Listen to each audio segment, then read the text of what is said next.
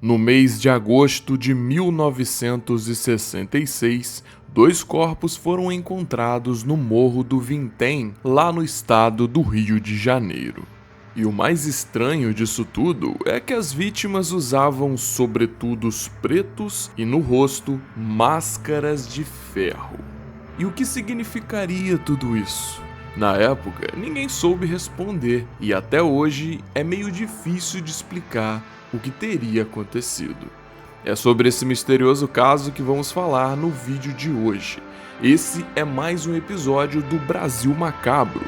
Eu sou o João e você está entrando agora no canal O Outro Lado.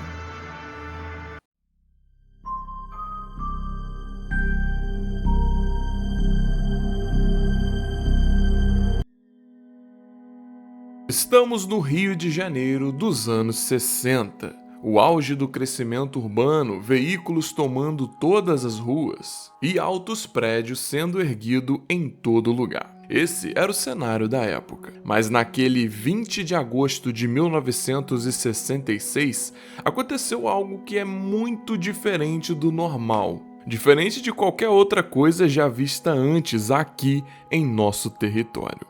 Na encosta do Morro do Vintém, localizado na cidade de Niterói, um jovem de 18 anos chamado Jorge da Costa soltava pipa tranquilamente, como sempre fazia. No entanto, tudo mudou quando ele atravessava um terreno e acabou encontrando os dois corpos.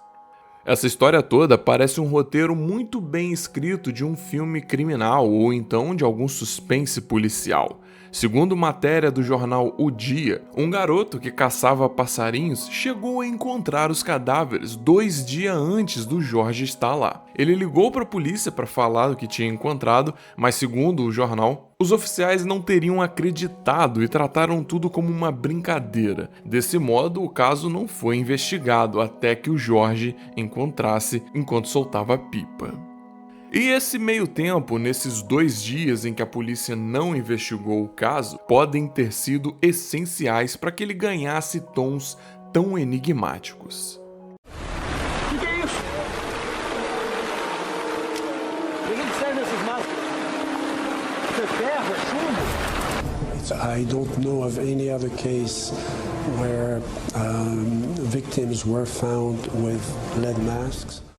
Os corpos foram identificados como Manuel Pereira da Cruz e Miguel José Viana, residentes da cidade de Campos dos Goytacazes. Se os trajes já eram inusitados por si só, um detalhe deixou tudo ainda mais confuso. No bolso de um dos homens foi encontrada uma nota escrita à mão. Com letra cursiva, a carta dizia, abre aspas, 16 horas e 30 minutos. Está local determinado. 18 horas e 30 minutos. Ingerir cápsula após o efeito. Proteger metais, aguardar sinal, máscara. Fecha aspas, eu li exatamente como estava escrito no bilhete. Em um outro bloco de notas havia mais coisas escritas, dessa vez com códigos de referência para válvulas eletrônicas. 2 toalhas molhadas também estavam perto dos corpos, assim como uma garrafa de água vazia. O caso logo gerou um reboliço por toda a comunidade. Não havia quem não falasse sobre o mistério das máscaras de chumbo.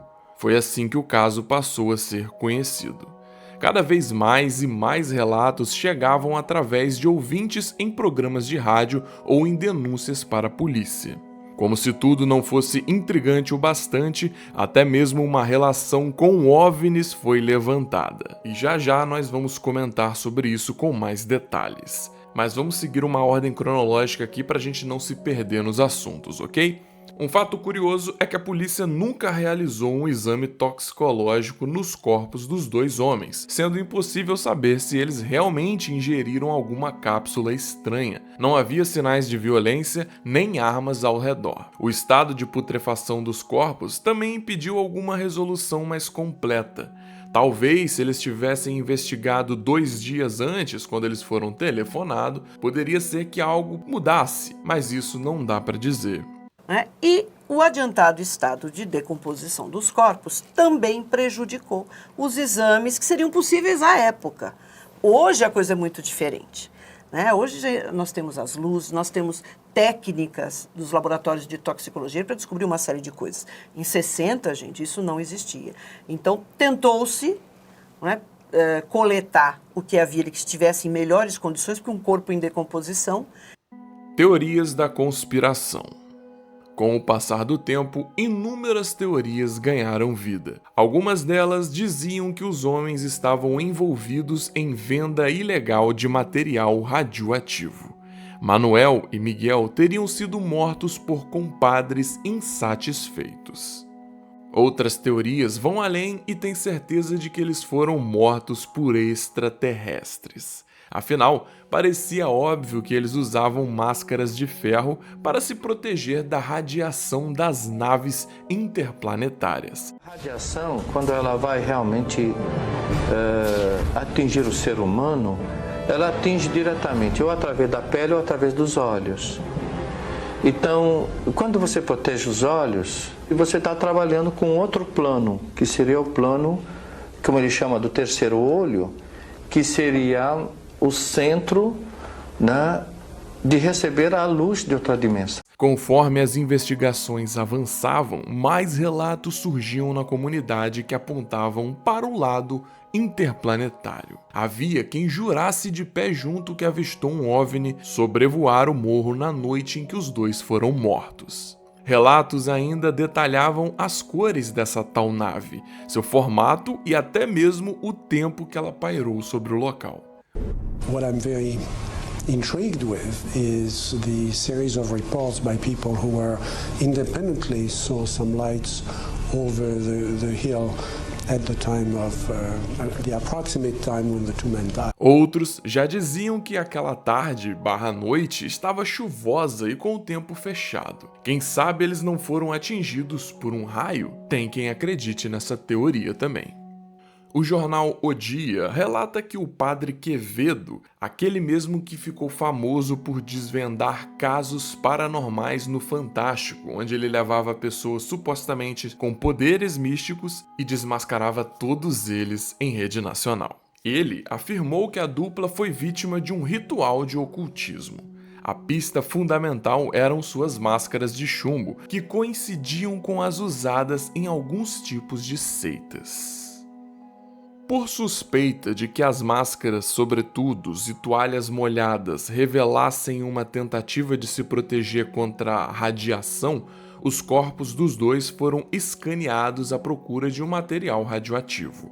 Mas nada foi encontrado, então quebrando assim a teoria de que eles contrabandeavam. Por fim, uma outra teoria se tornou a mais aceita para o caso.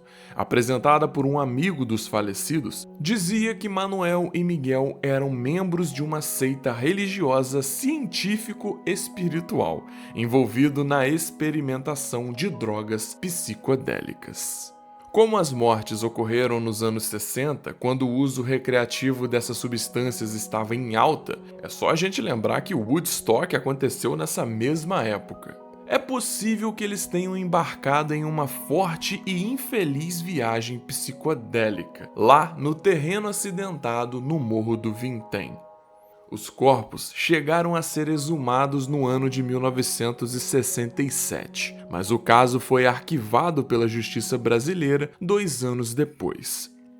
Sem pistas o suficiente para montar uma teoria ou criar uma reconstituição realmente digna, o caso foi deixado e até hoje não se sabe ao certo o que aconteceu.